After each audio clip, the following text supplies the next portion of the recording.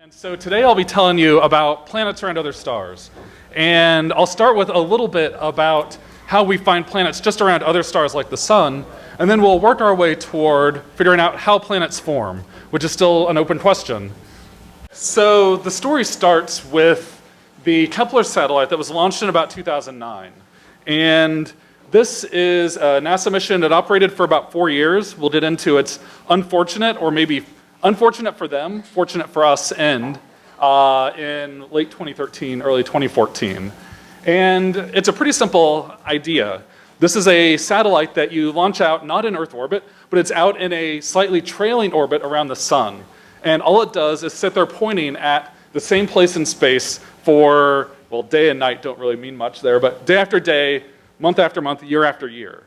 And so it is specifically pointing at this field here, which is about the size of your full hand, held out at arm's length, that is in the constellation Cygnus. It's close to the Milky Way, but not quite there. And it was chosen specifically to include stars that are the most boring that you could choose. Or what they wanted was the most representative of all stars in the Milky Way. And the goal was to find planets around a bunch of these stars. The goal was thousands, and they actually made that goal in order to answer the question, what does a standard, normal, average planetary system look like?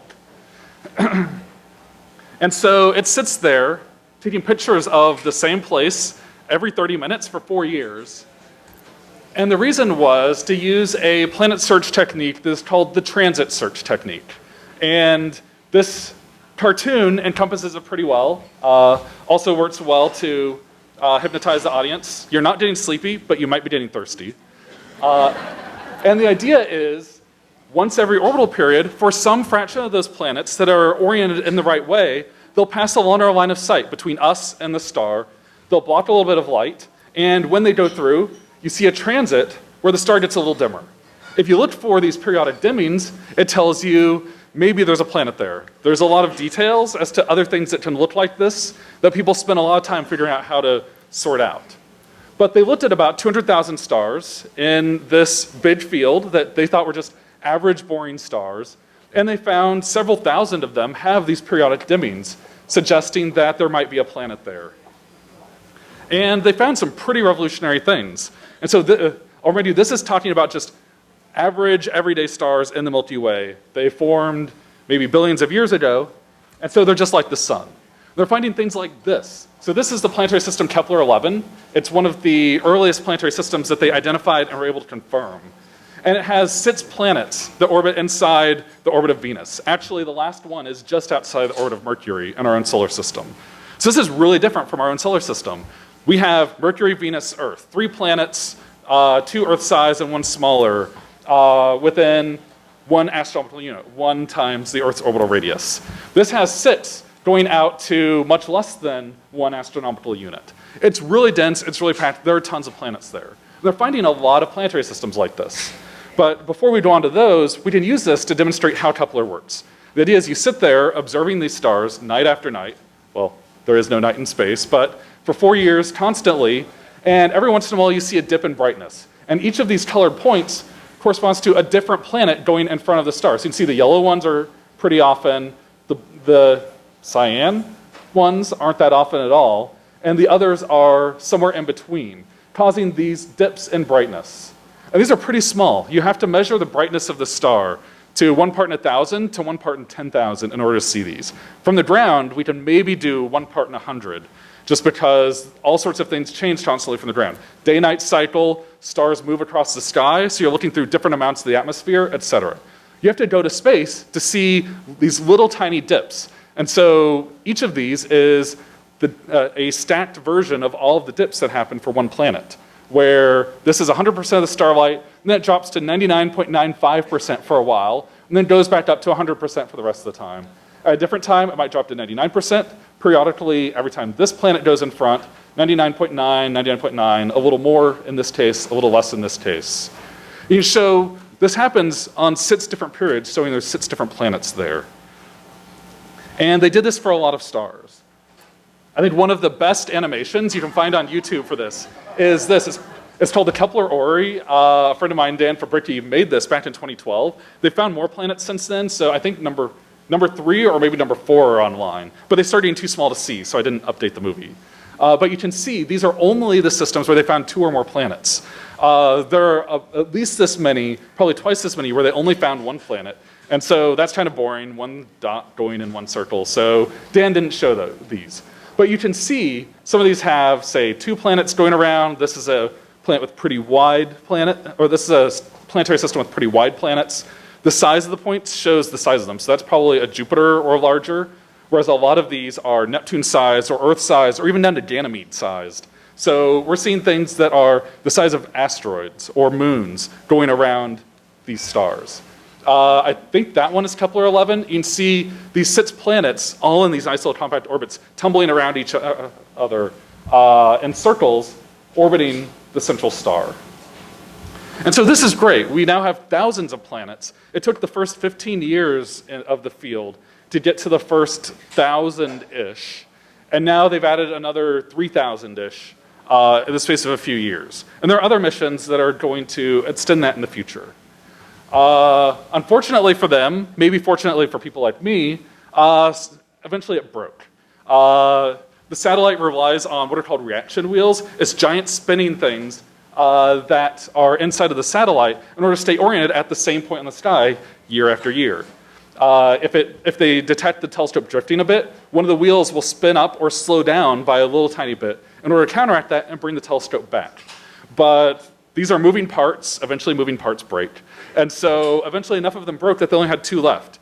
You can't stabilize yourself in all 3 directions if you only have 2 reaction wheels. You can only stabilize yourself against 2.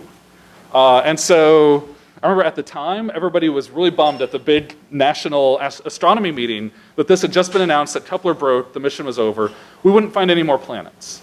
Fortunately, somebody came along with a bright idea. I wish they were here so I could buy them a beer, or maybe all the beer in the entire place. And they came up with this idea of how to fix it. Or if not how to fix it, then at least how to find some other way to balance the telescope. And so this led to the mission K2. I think they renamed the mission largely because if they had a new mission, they could get entirely new money out of NASA. Whereas the mission had been going on for a while and NASA was bored. But they rename it and suddenly the money just descends from the heavens. But the idea is what happens is they use 2 of them to balance the telescope in 2 dimensions. And then in the 3rd dimension, what they do is they turn the telescope so that the spine of its solar panels is pointed directly toward the sun. And then it's pointed along in its orbit. Idea being, as is encompassed down here, if you are pointed directly on, because the solar panels, very fortunately, are oriented like this, if you're pointed directly at the sun, there's even amounts of solar pressure just due to light on either side, so it stays balanced. If it turns off a little bit, then you get more pressure on this side than on this side, and it torques the satellite back around to the balance point. And so you don't need 3 reaction wheels. You only need 2 as long as you point it someplace where you can have this part of the telescope pointed directly at the sun. And so they turned it so that it's facing forward in its orbit, and the spine of it here is pointed at the sun, and the reaction wheels stabilize the other 2 axes. You can't do a 4-year mission like this because if you wait 3 months or 6 months, eventually you're pointed directly at the sun because you're pointed in your orbital plane, and that does bad things to the detector. But you can at least do a few months, and then 3 months later, you turn your telescope 90 degrees and do it again. And then 3 months later, you turn it 90 degrees and do it again. And so this is the idea of the K2 mission. Don't look in one place for extrasolar planets. Look in many places across the sky. And so if you think about this as a 2-dimensional version of the sky, so here is from the North Pole down to the South Pole, and here is going around the equator, or going around the sky projected outward from our equator.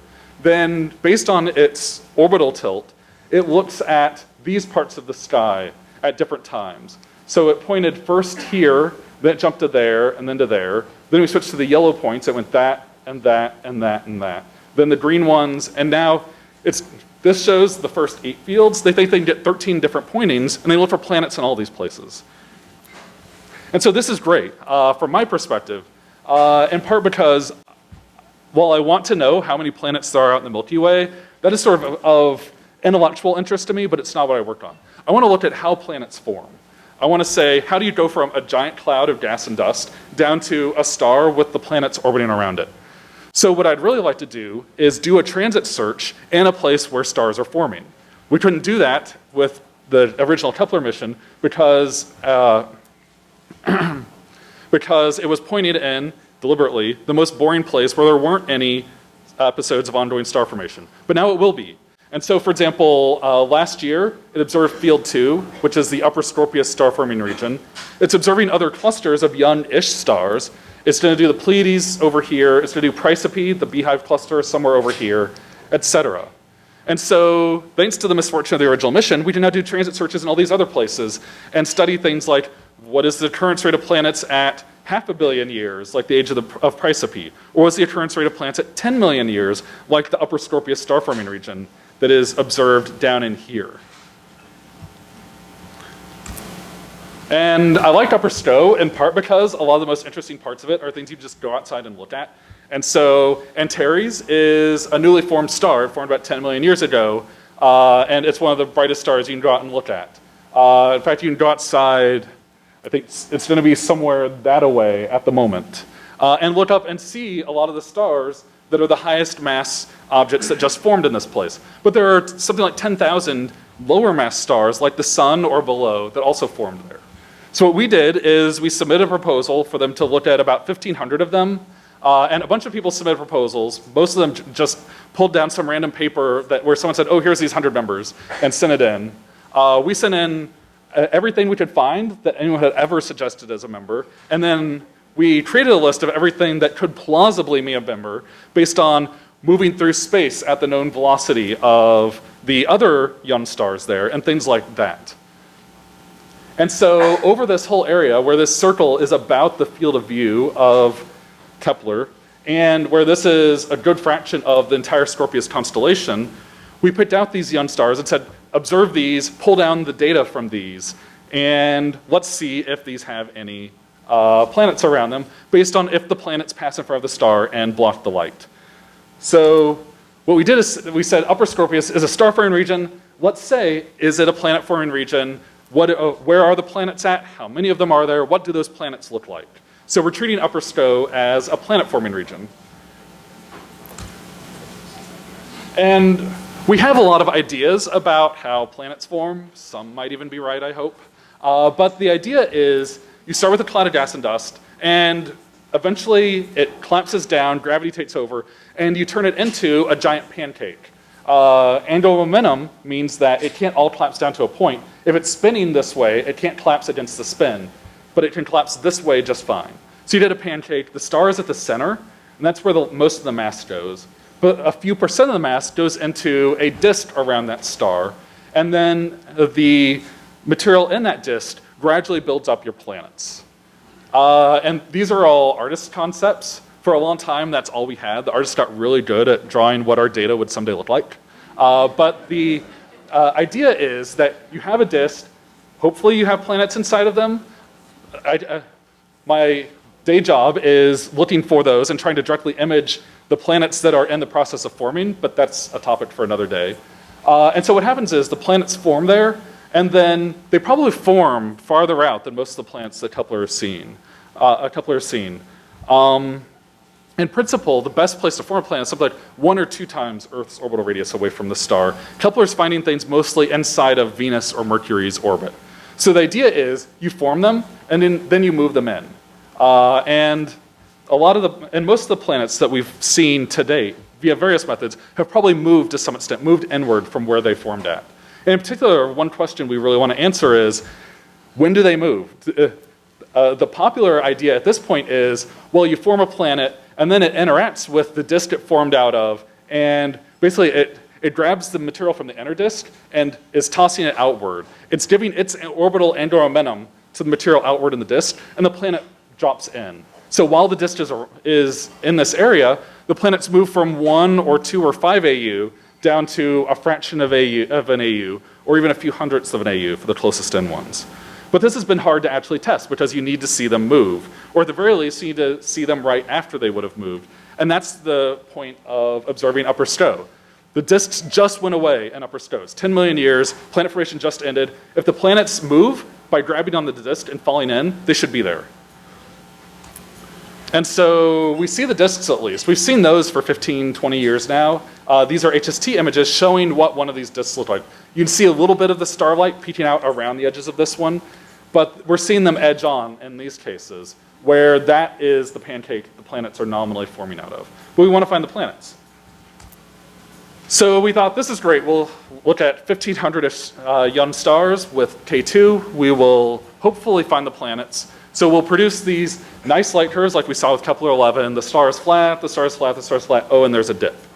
And then the data came down, and we ran into a problem that we knew would be there, but we hadn't really internalized, which is these stars just formed.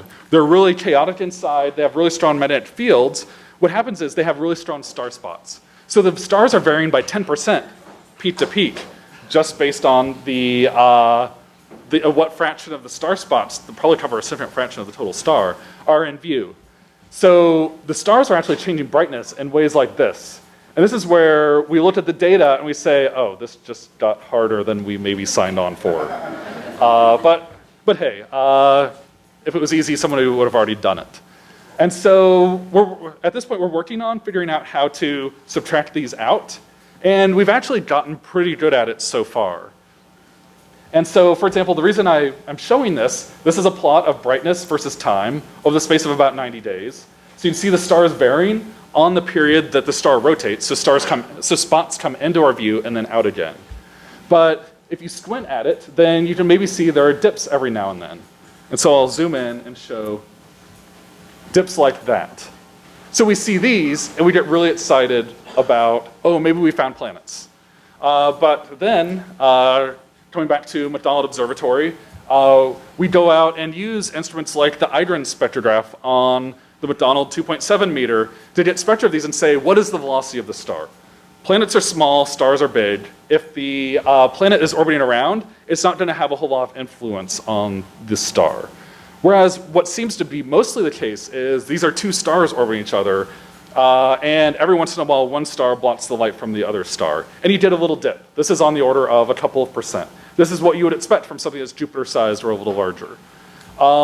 And so we can measure the velocities of the stars, and if they're moving by many kilometers per second, 100 kilometers per second, we can say, oh, that's just two stars. If the star is stationary, then we start to get excited. And so far, the thing that we find a little disappointing, but we're trying really hard to get excited about, is all of these have been binaries. We haven't found any planets yet. Finding planets would have been exciting. There would have been press releases. I'm sure our observatory director would have liked to help us out with those, but maybe they're coming. But it's starting to look like there are no Jupiters there. There are no Neptunes there, probably. Saying something about Earths is going to be harder.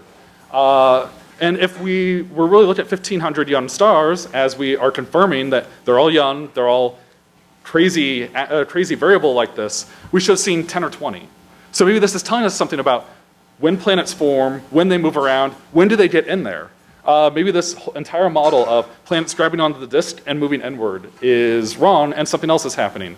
Maybe the planets, there are multiple planets, they interact with each other, some get kicked in, some get kicked out, things like that. Maybe wider stellar binaries push them in, things like that. But that takes 100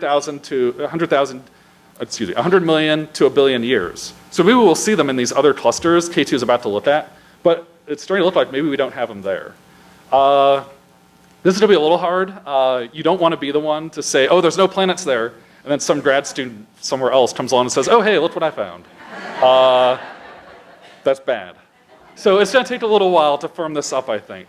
But it's starting to look like a potentially interesting result. And so this is a case where misfortune of maybe a good fraction of the field, and certainly of NASA, is turning out to be a boon to us in ways that weren't originally appreciated. And so from here, then there are other surveys that do Kepler, but all sky. So we're going to want to do this in other places or come back to these stars in the future. But for now, it looks like we have some interesting results emerging to complement all that Kepler has already told us about planets in the Milky Way. And I'm sure I'm running out of time, so I'll wrap it up there and would be happy to take questions.